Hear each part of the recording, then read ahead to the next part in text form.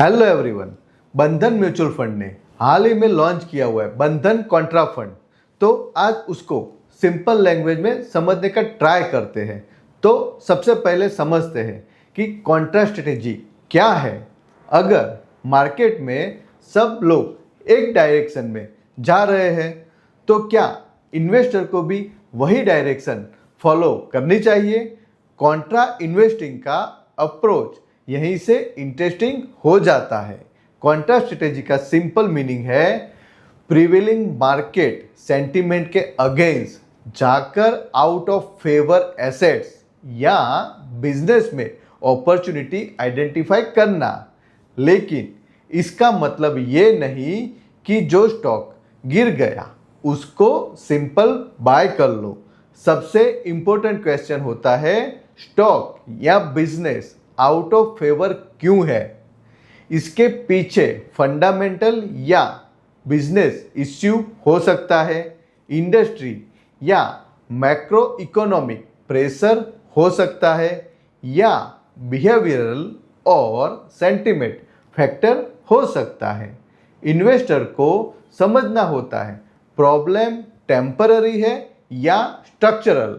यही Contra investing interesting बन जाता है। एक सिंपल डिफरेंस समझिए। ट्रेडिशनल वैल्यू अप्रोच अक्सर पूछती है ये एसेट्स चीप है क्या। कॉन्ट्रा अप्रोच एक और क्वेश्चन पूछती है मार्केट का पिजिज्म रियलिटी से ज़्यादा है क्या। इसीलिए all value is contrarian, not all contrarian is value.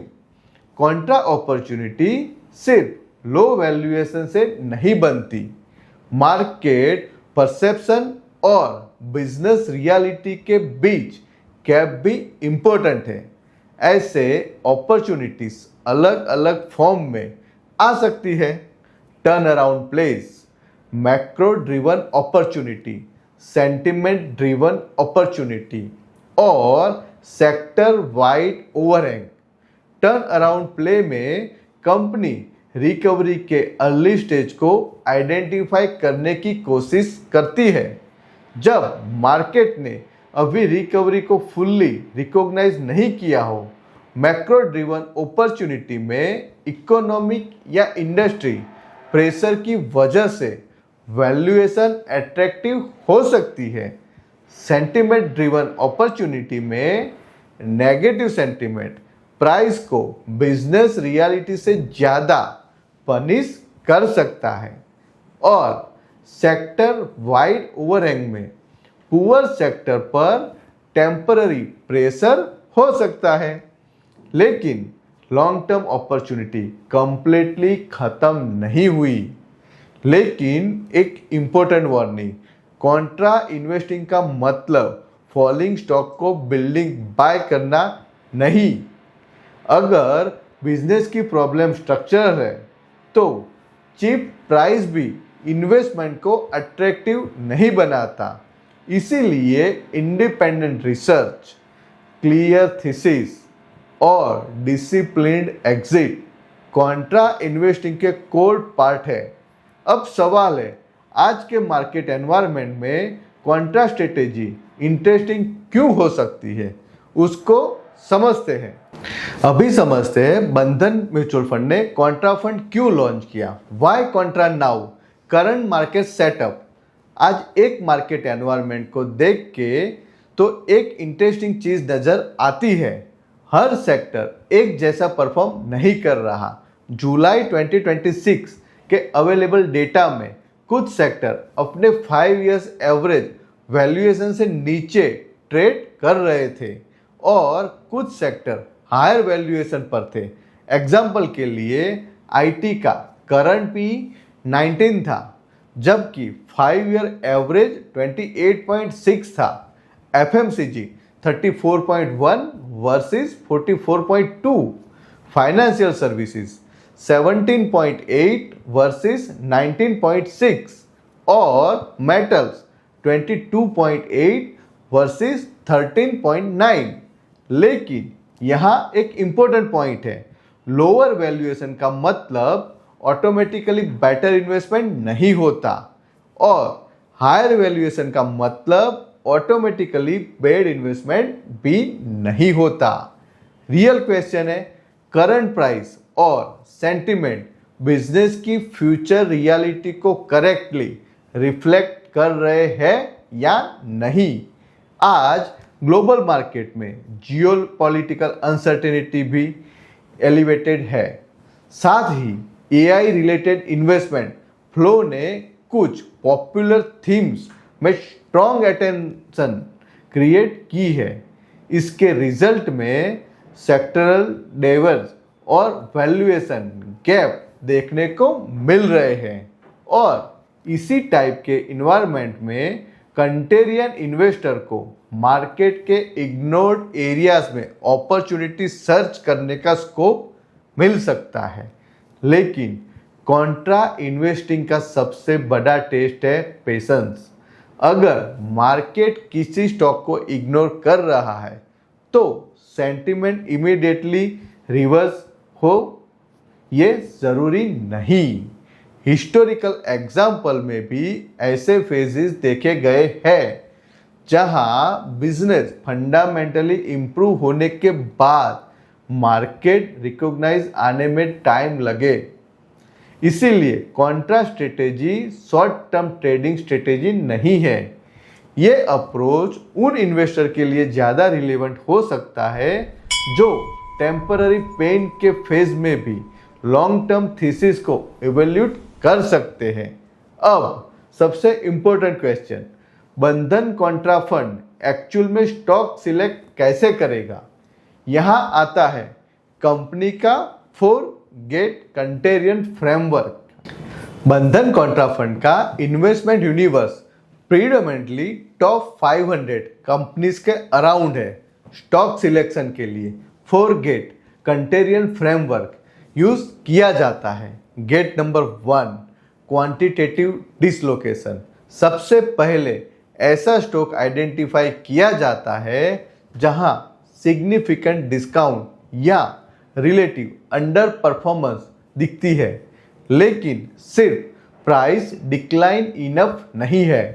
Gate number 2, consensus head diagnosis. अब क्वेश्चन होता है मार्केट नेगेटिव क्यों है? फंडामेंटल्स को देखकर ये चेक किया जाता है डिक्लाइन टेम्पररी है या स्ट्रक्चरल। अगर बिजनेस की फंडामेंटल प्रॉब्लम परमानेंट है तो सिर्फ चीप वैल्यूएशन के बेसिस पर कॉन्ट्रा थीसिस बनाना लॉजिकल नहीं है। Gate number 3, contrarian thesis with catalyst. अब एक क्लियर इन्वेस्टमेंट थीसिस डेवलप होती है। अगर करंट प्रॉब्लम टेम्पररी है तो सेंटिमेंट रिजर्व करने वाले कैटलिस्ट क्या हो सकते हैं? नियर टर्म ट्रिगर हो सकता है या लॉन्ग टर्म ग्रोथ कैटलिस्ट, यानी सिर्फ ये नहीं स्टॉक गिर गया है। रियल क्वेश्चन है स्टॉक क्यों गिरा है और मार्केट की परसेप्शन कब और क्यों बदल सकती है। Gate number 4, balance sheet and management filters. यहाँ फाइनेंशियल स्ट्रेंथ, वैल्यू क्रिएशन और गवर्नेंस को इवेल्यूट किया जाता है।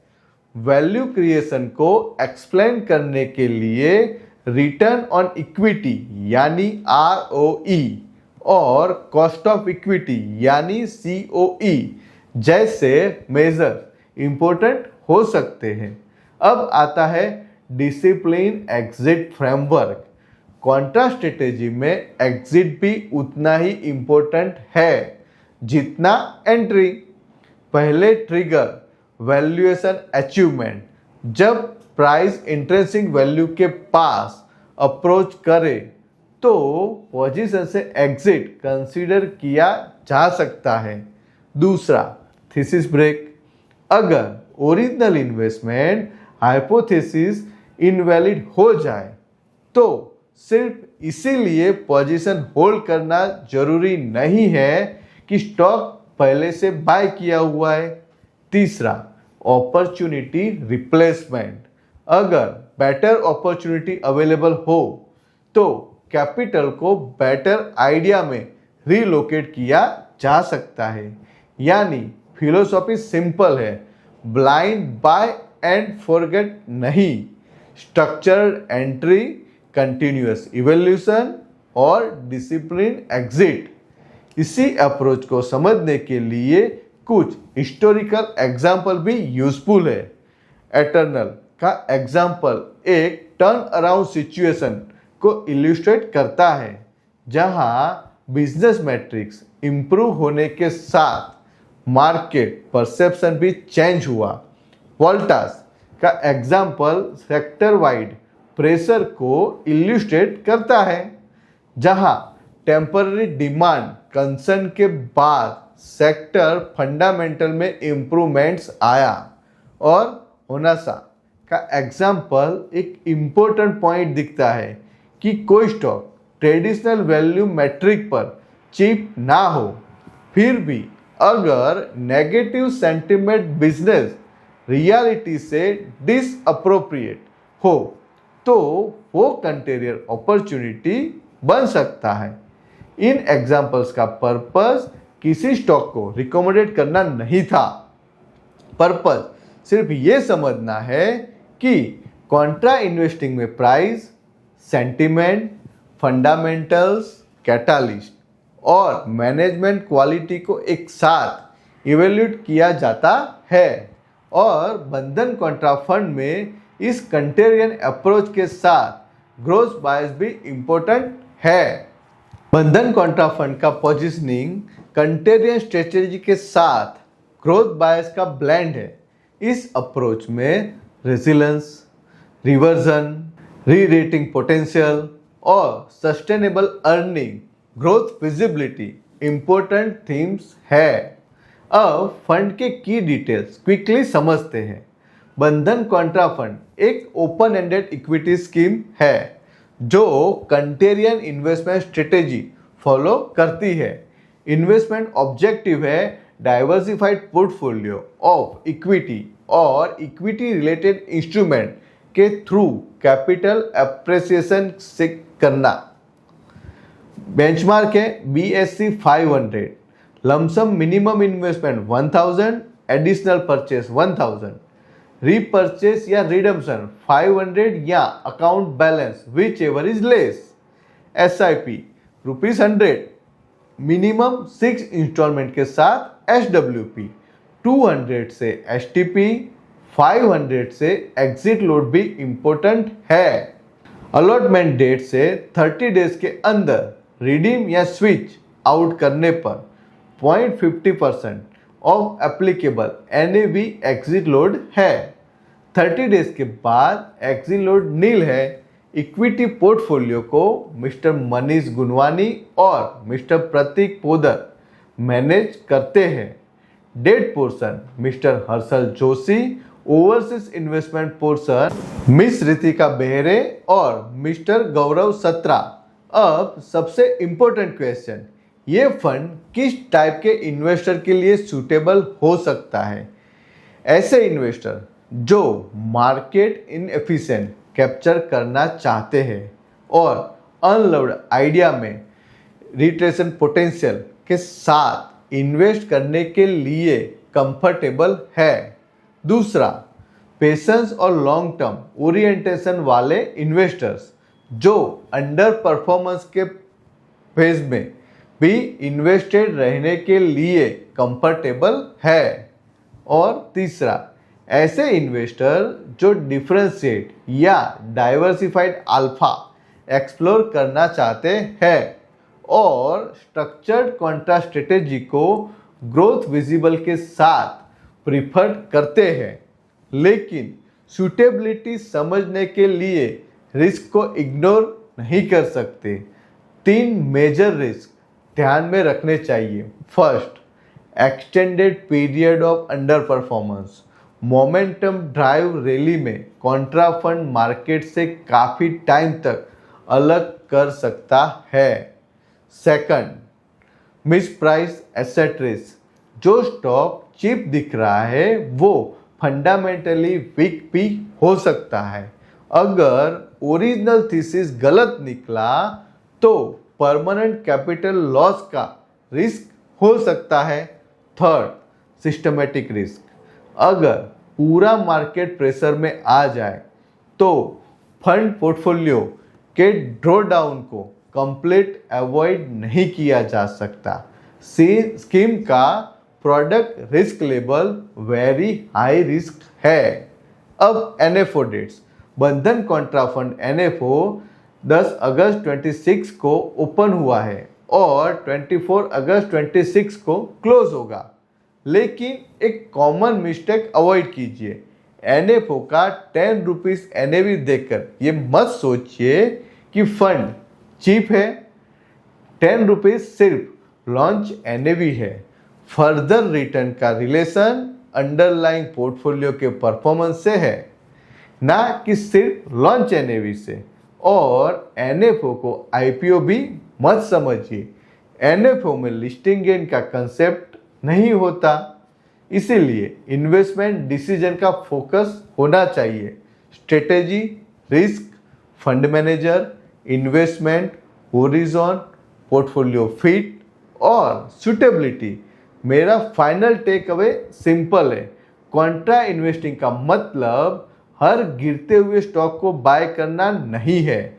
कॉन्ट्रा इन्वेस्टिंग का मतलब है मार्केट की नेगेटिविटी परसेप्शन को क्वेश्चन करना, फंडामेंटल को डीपली एनालिसिस करना, टेम्पररी और स्ट्रक्चरल प्रॉब्लम में डिफरेंस समझना, पोटेंशियल कैटालिस्ट आइडेंटिफाई करना और थीसिस रॉन्ग होने पर डिसिप्लिन एग्जिट लेना।